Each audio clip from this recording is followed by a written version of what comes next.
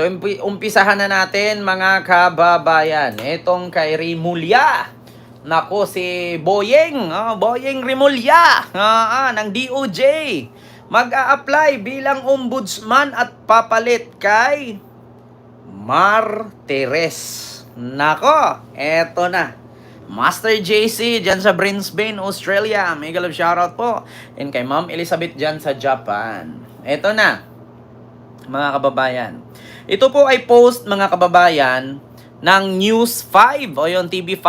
Ayun, interesting topic. Ayan, salamat po, Ma'am Ana Estrabon. And kay Sir Angelito Montera. Ayan, mega love shoutout. And kay Ma'am Sofia Gonzales. Ayan, mega love shoutout po. So ito na, mga kababayan, napakita ko sa inyo, ha. Ayan, si Boyeng Rimulya. Boyeng Rimulya, Sir Armond Lee, mega love shoutout po. Ayan, at Ma'am Elizabeth Padjang, mega love shoutout. Ayan na, si Boyeng Rimulya, mga kababayan. Ano nga ba ang nandito kay Boyeng Rimulya? According dito sa News 5, post po ito ng News 5, mga kababayan. Ayan po, News 5. So, basahin ko lang, ha. According dito sa News 5, I think I have a lot to offer, sabi ni Boyeng Rimulya. Kinumpirma ni Department of Justice or DOJ Secretary Jesus Crispin Rimulya na magpapasa siya ng aplikasyon para sa ombudsman. Post ngayong linggo. Ayan, Justice Secretary Rimulya mag-a-apply bilang ombudsman. Nako po, mga kababayan. Ito, sa totoo lang, mga kababayan, kakabahan na po talaga. Kabahan po talaga, mga kababayan. Itong kampo nitong mga DDS. Kapag sakali na si Crispin Rimulya or si Boyeng pumasa at magiging ombudsman, nako, yari mga Duterte, mga kababayan. Tapos, ito ang masabi ko sa inyo, tapos ang karir nilang lahat. Nako, mga kababayan, kapag si Crispin Rimulya, guro ako, hello po ma'am, and kay Ma'am Lenny, mega love shoutout po. And kay El Super Miquiabas, ayan, mega love shoutout, and kay Ma'am Susan Vergara, hello po. Ma'am Marilo Frondoso, and kay Henry Carlo Carion, hello. Ayan po, mga kababayan, kapag si Boyeng ang naging ombudsman at papalit kay Samuel Martires, nako po, mga kababayan, magdasal na kayo na 1,000 maghimaya ka Maria na puno ka ng grasya at 1,000 ama namin. Kapag si Boyeng ang naging ombudsman, magdasal na kayo, mga DDS, ng 1,000 ama namin, at 1,000 maghimaya ka Maria na puno ka ng grasya. Sabi ko sa inyo, mga kababayan, Ma'am Jubilin Vergara, Ma'am Linda, pakita na salin ng mga Duterte. Ayan, Ma'am Guro ako, mega love shout out po.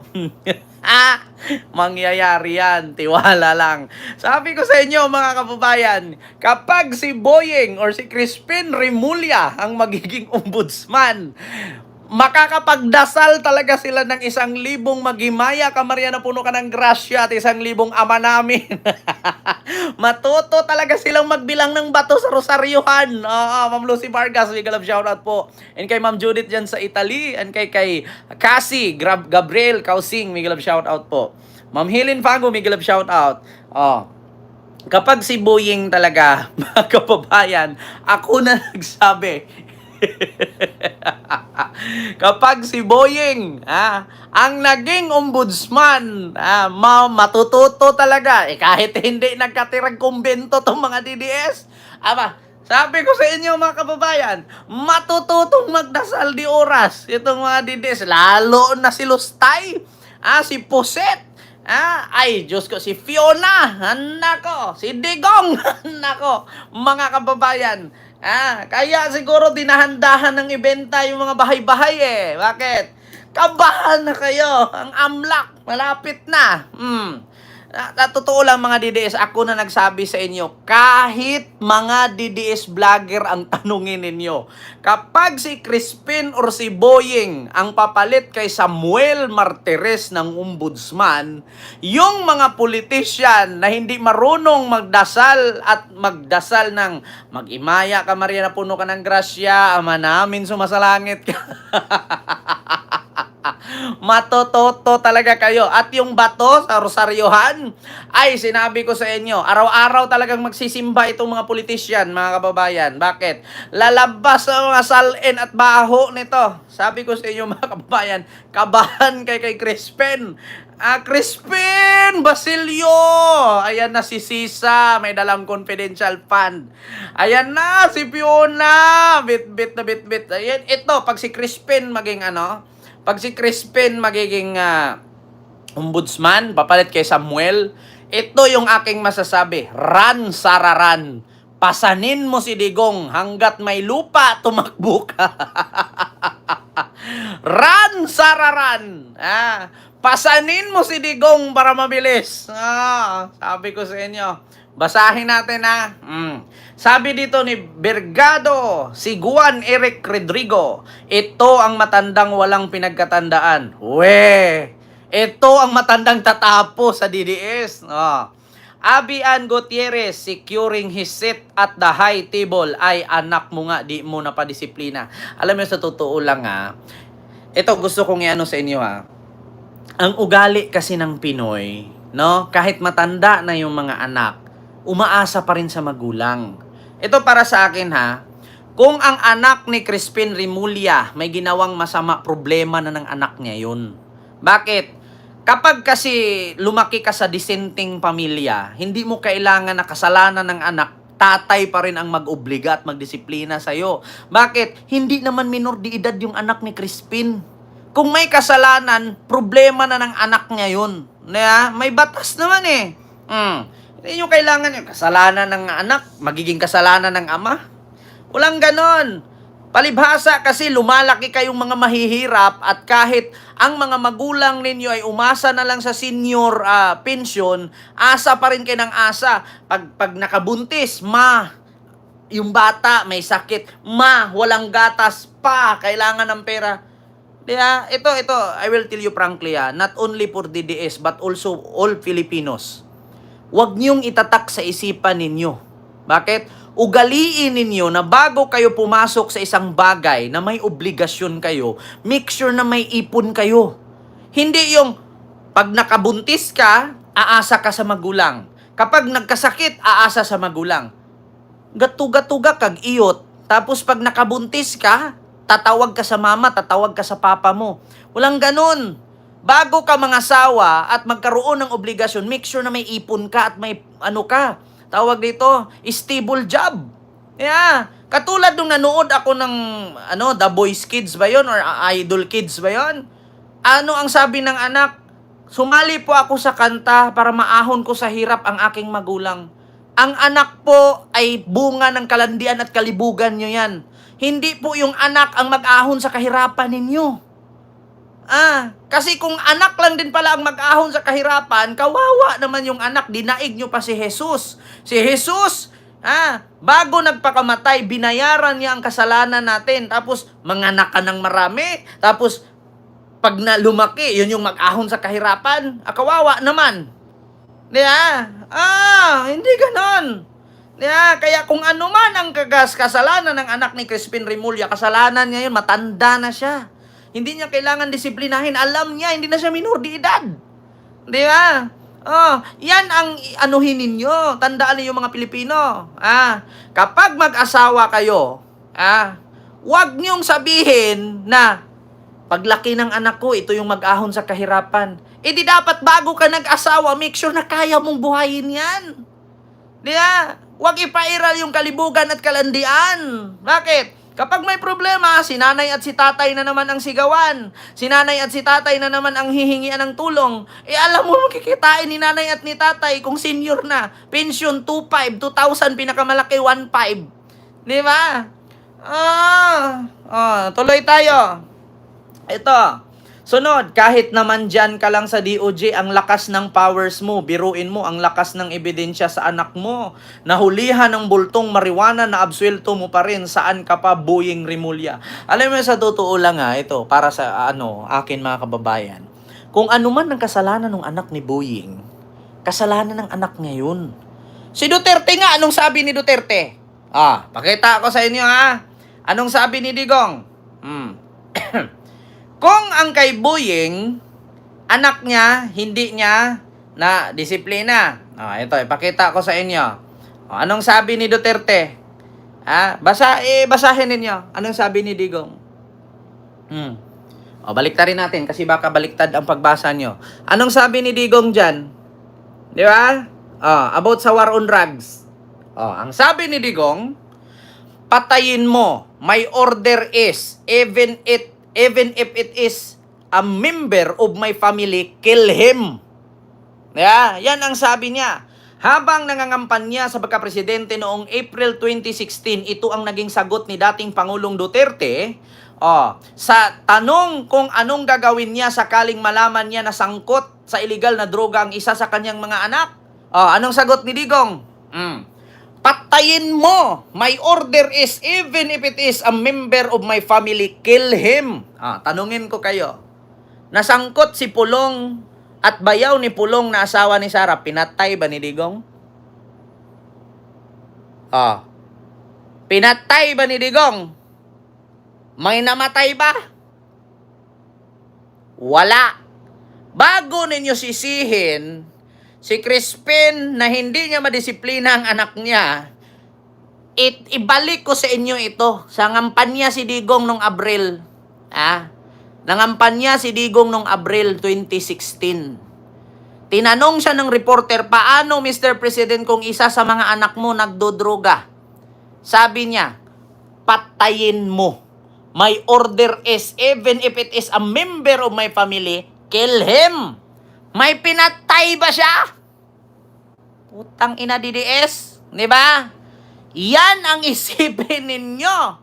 At bago si Digong na nangampanya at tumakbo, anong sabi niya? Kapag ako nanalo, 3 to 6 months, ubos ang droga, papatayin ko kayo. Ilang years na mula nung bumaba siya 2022? Pumasok pagka-presidente 2017. Bumaba 2022. Naubos bang droga? Wala. Di ba? Kaya ako nagsabi sa inyo mga kababayan, bago kayo mamuna sa problema ng iba, unahin nyong punain yung mga naunang may problema. Di ba? Puro lang kayo panig kay BBM, panig kay BBM. Paano naman yung panig ni Digong? Nasilip nyo ba? Di ba wala? Ma'am Ana Estrabon, Ma'am Caroline, Makino, ni minsan ba, anong sabi ni Digong? Tanong ng reporter, paano Mr. President kung sakaling malaman mo na sangkot sa illegal na droga ang isa sa mga anak mo? Ang sagot ni Digong, patayin mo. My order is, even if it is a member of my family, kill him.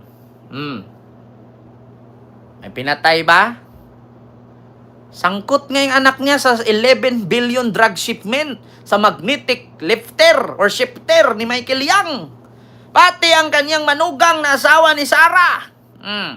May pinatay ba siya? Putang ina, wala. Kaya tigil-tigilan nyo ako. Sabi ko sa inyo ngayon mga kababayan, si Crispin or Boying Rimulya, kapag pumasa bilang ombudsman, tapos ang political career ng mga Duterte. Siya ang magpapabagsak sa mga Duterte. Maniwala kayo sa akin. Kahit tanungin ninyo mga DDS vlogger. Yung mga vlogger sa DDS, kapag si Boying maging ombudsman, alam nyo mga kababayan, ito lang yung war on drugs ni Digong, hindi po yun para maligtas ang taong bayan sa Pilipinas. Walang ganun. Ito let me explain and I will kwento you something. Bigyan ko kay trivia. Ganito yan Yung war on drugs ni Digong, hindi po yun porket maraming pinatay na adik, ay para sa kaligtasan nating Pilipino. Hindi po. Yung mga pinatay ni Digong na adik, yun po yung kakumpetensya sa mga drug lord, na kapwa drug lord. Ulitin ko, halimbawa ako, drug lord. Kalaban ko si Ma'am Ana Estrabon, drug lord din. Yung mga adik ni Ma'am Ana Estrabon, yung mga dealer, mga pusher, kalaban kami. Ngayon ako na drug lord, kakampi kay Digong. Si Ma'am Ana Estrabon, kakampi sa kabila. Anong gagawin ko? Inasa power yung aking kakampi na si Digong. Tatawagan ko, Mr. President, I will give you $10 million o 10 million pesos. Papatay ko sa'yo lahat itong adik. Pero yung adik ko, i-save mo. Kasi hindi kita babayaran kung isa sa mga adik ko matutumba. Puro adik lang ang namatay sa kabila. Pero yung mga drug lord na naglalaban, walang namamatay. Maliban na lang kung ang drug lord na yon hindi niya kakampi, tumba ka. Diba? Ganun yun. War on lies. Hindi po war on drugs ang tawag doon. War on lies. Sinabi mismo ni Trillanes yan. Kasinungalingan. Inuuto. Ginagamit niya ang taong bayan para sabihing magaling siyang presidente. Pero ang totoo, ang pinatumba niya ay kakumpetensya lang sa droga ng kaibigan niya.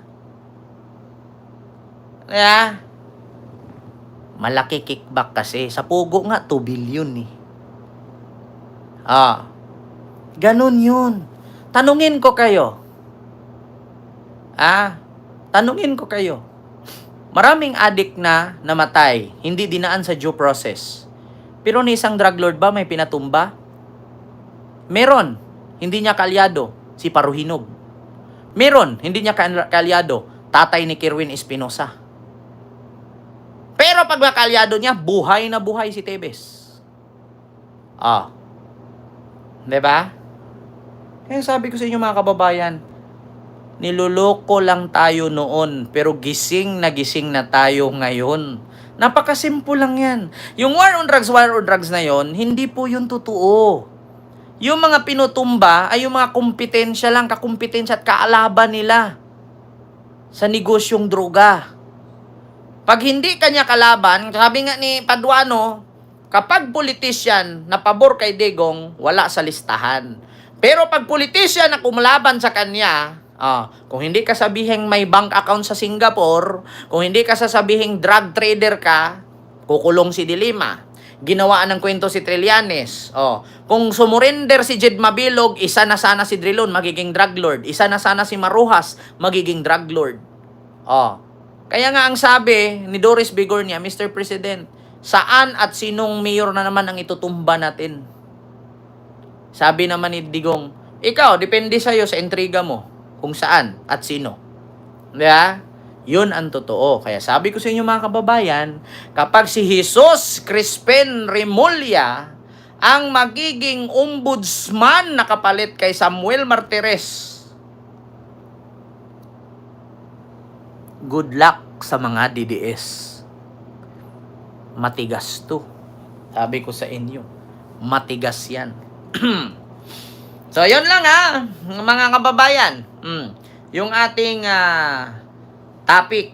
Ito yung sunod, mga kababayan. Nako po, magtaka kayo dito, mga kababayan.